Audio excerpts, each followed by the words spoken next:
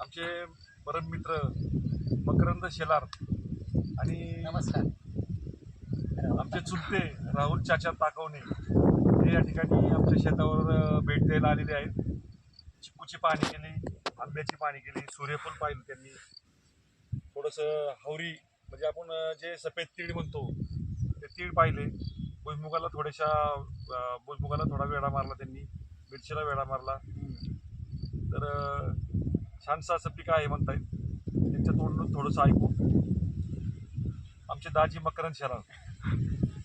अतिशय छान भुईमुगाचं पीक आहे. सेंद्रिय खतावरती लावलेले यांनी भुईमुगाच्या शेंगा आहे.